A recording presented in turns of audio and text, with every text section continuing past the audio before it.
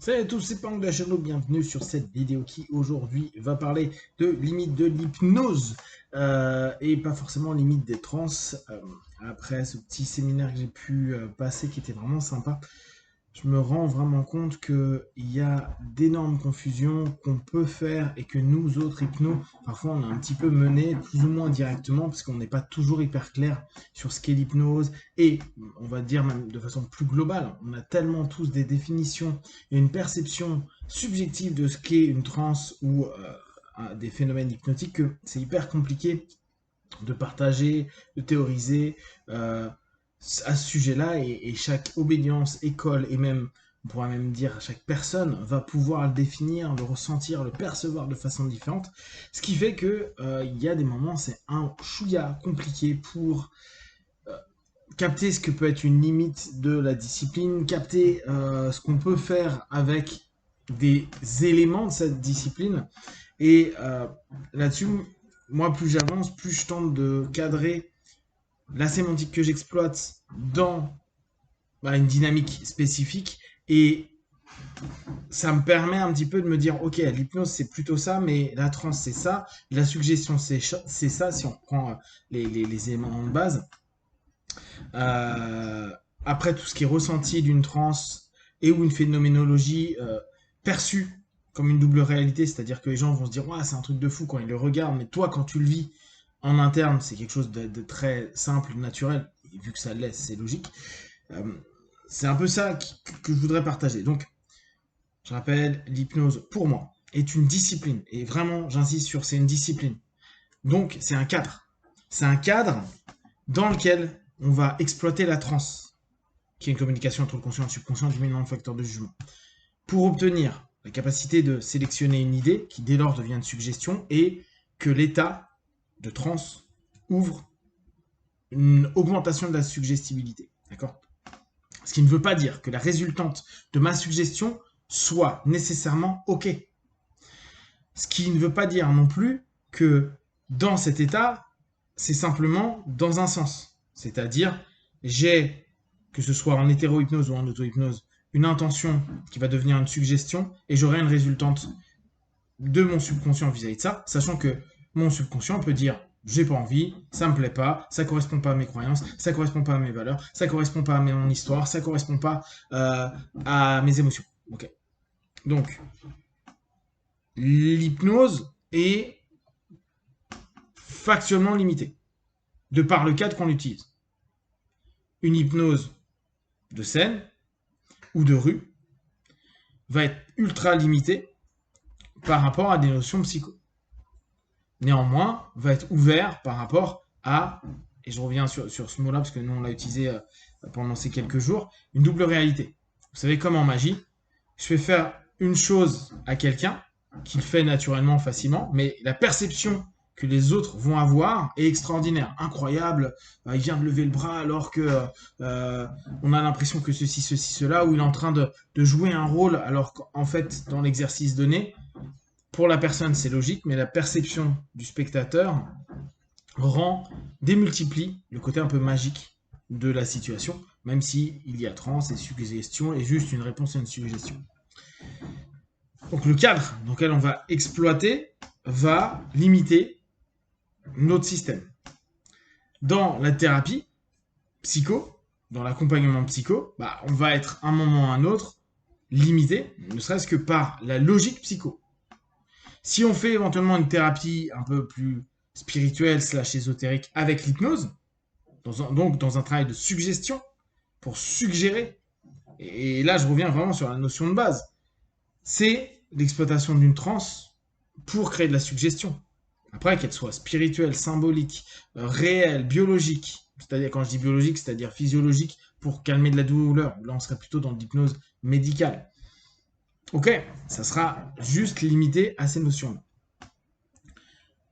Par contre, donc l'hypnose est limitée par le cadre qu'on lui propose et par rapport à l'objectif, parce que l'hypnose étant une discipline, elle a un objectif qui est bien sûr de créer cette capacité de recevoir les suggestions, mais pour un but certain, le divertissement, si on fait l'hypnose de scène, apaiser, aider, accompagner des personnes qui psychiquement se sentent dans des états qui sont pas OK, et médicalement, apaiser une douleur ou analgésier, anesthésie. Voilà.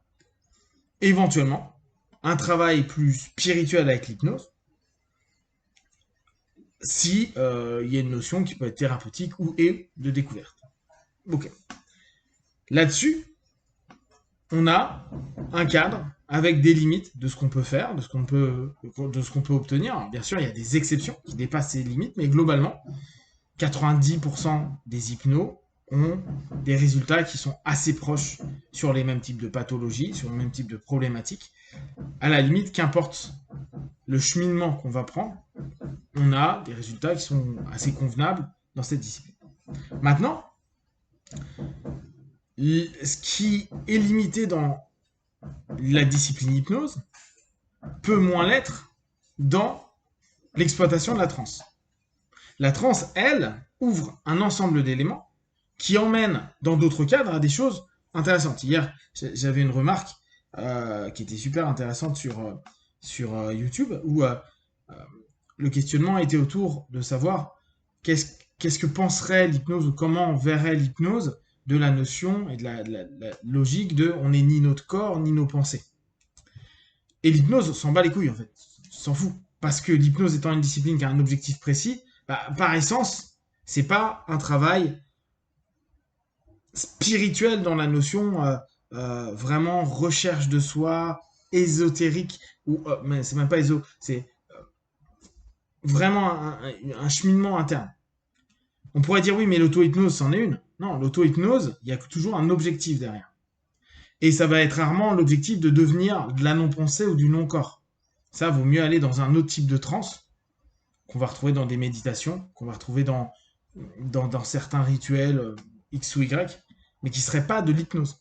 Ça serait l'exploitation de la transe dans une autre méthode, dans un autre fonctionnement. Et effectivement, avec la transe qui serait toujours cette communication entre le conscient et le subconscient, en limitant le facteur de jugement, donc potentiellement en allant explorer davantage à l'intérieur de nous, mais à ce moment-là, la question même sémantique et de la définition pourrait être à reprendre, à se dire, bah, si je ne suis ni une pensée ni un être, est-ce que la transe est? Et dans ce cas-là, il faudrait peut-être avoir un cheminement qui partirait sur d'autres éléments, peut-être d'autres systèmes techniques, pour arriver quelque part.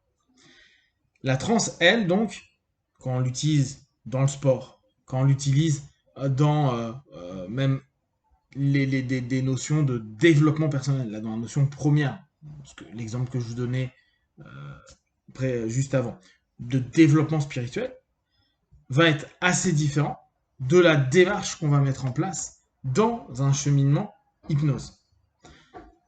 D'ailleurs, même un phénomène qu'on va avoir dans les transes du quotidien, catalepsie mineure, catalepsie majeure, anesthésie, amnésie, tous ces trucs genre j'ai oublié de te dire un truc, etc., sont des phénomènes qu'on retrouve dans un cadre hypnotique, donc dans une transe hypnotique, c'est exactement ces phénomènes naturels qu'on permet à tout à chacun de récupérer, comme d'ailleurs, d'un point de vue hypnose thérapeutique, quand je vais faire une submodalité à quelqu'un, je fais ce que naturellement le cerveau fait par rapport à nos souvenirs, où il va modifier les modalités au fur et à mesure, ce qui fait que le temps modifie l'intensité psycho-émotionnelle d'un élément. Donc en fait, on exploite quelque chose de naturel. Dans ce cheminement-là, on peut se dire, ok, la transe et les phénomènes que je peux vivre peuvent être les phénomènes qui pourraient se rapprocher de l'hypnose ne le sont pas, parce que c'est des phénomènes du quotidien, ces phénomènes dits naturels. Et ce qui va être intéressant de se dire, c'est donc des phénomènes que je peux vivre ne sont pas forcément des phénomènes hypnotiques, même si on pourra les recréer en hypnose, parce que le cadre et la discipline, l'organisation technique de la discipline, la manière de l'exploiter, est spécifique à l'hypnose et pas à nos transes du quotidien ou des transes qu'on pourra avoir dans le chamanisme, dans même la sophro qui va travailler un petit peu différemment, dans le yoga, dans la méditation, dans la prière, etc. etc. Et cette notion-là, elle est intéressante. C'est-à-dire, donc, l'hypnose est limitée, mais parce qu'elle a un objectif spécifique, alors que la transe, elle l'est beaucoup moins. Si vous avez des questions, des remarques partagées sur Facebook, YouTube, j'y répondrai le plus rapidement possible. Comme d'habitude, ne prenez que ce qui est bon justement. Vous testez, observez, analysez et concluez. Be one!